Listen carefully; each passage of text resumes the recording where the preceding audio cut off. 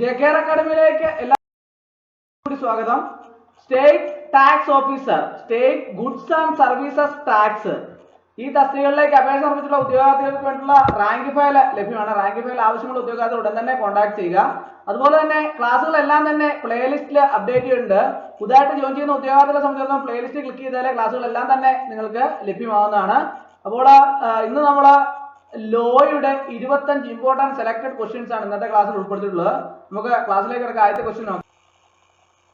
There is no need for presumptions. അനുമാനങ്ങളുടെ ആവശ്യം ഇല്ലേ? The intention of the legislation is clear. നിയമനിർമ്മാണത്തിന്റെ ഉദ്ദേശം വ്യക്തമാണ്. അനുമാനങ്ങളുടെ ആവശ്യമില്ലേ എന്നാണ് ചോദ്യം. നിയമനിർമ്മാണത്തിന്റെ ഉദ്ദേശം വ്യക്തമാണ് എന്നതാണ് ആൻസർ. അടുത്ത question. Where in an enactment there are two provisions which cannot be reconciled with each other, they should be so interpreted that a possible effect may be given to both. This is what known as the dash. അതായത് ഒരു നിയമനിർമ്മാണത്തില് പരസ്പരം അനുരഞ്ജിപ്പിക്കാൻ കഴിയാത്ത രണ്ട് വ്യവസ്ഥകളുണ്ട്. സാധ്യമെങ്കിൽ രണ്ടിനും ഫലം നൽകാവുന്ന തരത്തില് അവ വ്യാഖ്യാനിക്കപ്പെടണം. ഇതാണ് ഡാഷ് എന്ന് അറിയപ്പെടുന്നത്. എന്താണ് അറിയപ്പെടുന്നത്? Rule of harmonious construction. Rule of harmonious construction. According to the dash rule of interpretation, meaning of a word should be known from its accompany, ignore associating words. അതായത് വ്യാഖ്യാനത്തിന്റെ ഡാഷ് നിയമം അനുസരിച്ച് ഒരു വാക്കിന്റെ അർത്ഥം അതിന്റെ അനുബന്ധ പദങ്ങളിൽ നിന്ന് അറിയേണ്ടതുണ്ടോ? അതാണ് ചോദ്യം. ഏതാണ് ആൻസർ? ഓപ്ഷൻ സി ആണ് ആൻസർ. നോസ്കിത്തുർ എ സോഷ്യസ്, it is known by its associates. അടുത്ത ക്വസ്റ്റ്യൻ.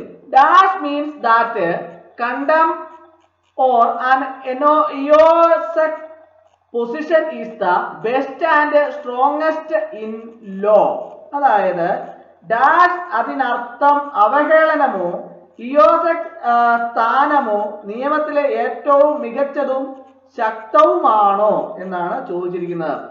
ഏതാണ് ആൻസർ? കണ്ടംപററിയ എക്സ്പോസിസ് ഈസ്റ്റ് ഒപ്റ്റിമ എറ്റ് ഫോർസിമ ഇൻ ലെജി. അടുത്ത question. Interpretation of statute should not be given a meaning which would make other dash provisions.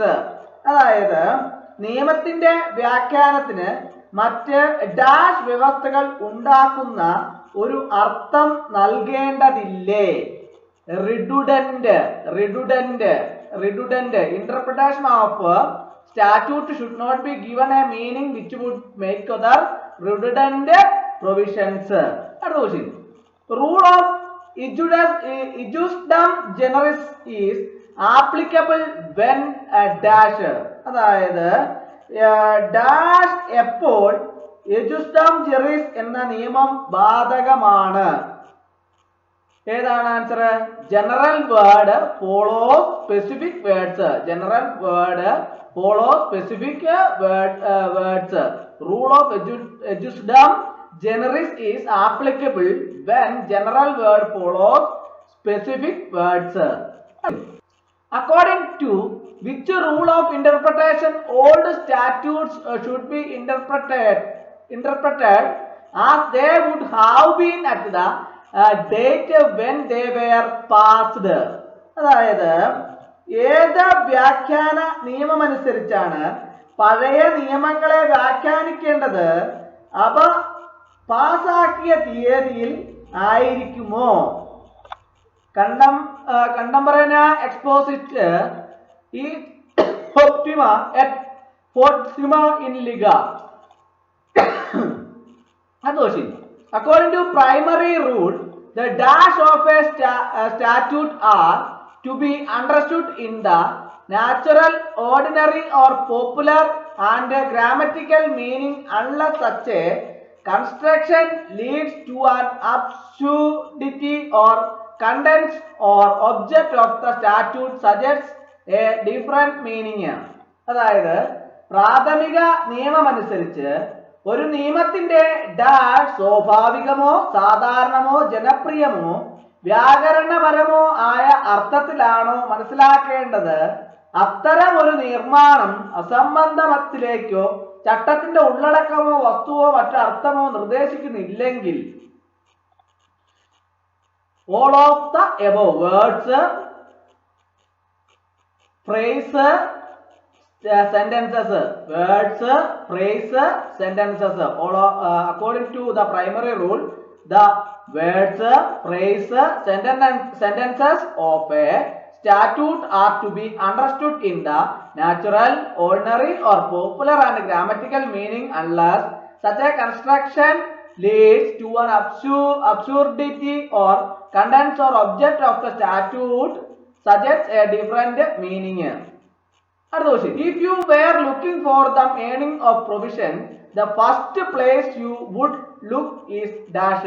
അതായത് അവർ കരുതൽ സമ്പാദിക്കുന്നതിനെയാണ് നിങ്ങൾ തിരയുന്നതെങ്കിൽ നിങ്ങൾ ആദ്യം നോക്കുന്ന സ്ഥലം dash. The definition section. The definition section. If you were looking for the earning of provision, the first place you would look is the definition section. ഈ തസ്തികകളിലേക്ക് അപേക്ഷ സമർപ്പിച്ച ഉദ്യോഗാർത്ഥികൾക്കുള്ള റാങ്ക് ഫയൽ ലഭ്യമാണ്. റാങ്ക് ഫയൽ ആവശ്യമുള്ള ഉദ്യോഗാർത്ഥികൾ ഉടൻ തന്നെ കോൺടാക്ട് ചെയ്യുക. അടുത്ത question. That sets out in general terms the purpose of the act and it often precedes the preamble. അതായത്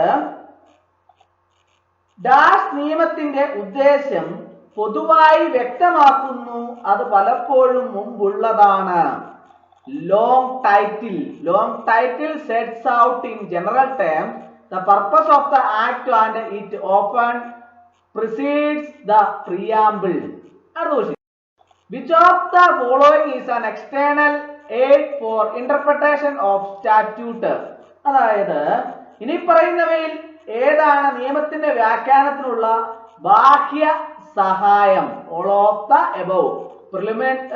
Parliamentary history, use of foreign decisions, historical background. Which of the following is an external aid for interpretation of statute? Parliamentary history, use of foreign decisions, historical background.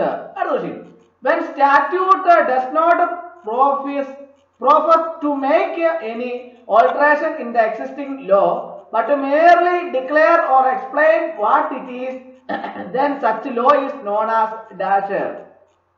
അതായത് നിലവിലുള്ള നിയമത്തിലെ എന്തെങ്കിലും മാറ്റം വരുത്താൻ ചട്ടം അവകാശപ്പെടാതെ അത് എന്താണെന്ന് പ്രഖ്യാപിക്കുകയോ വിശദീകരിക്കുകയോ ചെയ്യുമ്പോൾ അത്തരം നിയമം ഡാഷ് എന്ന് അറിയപ്പെടുന്നു.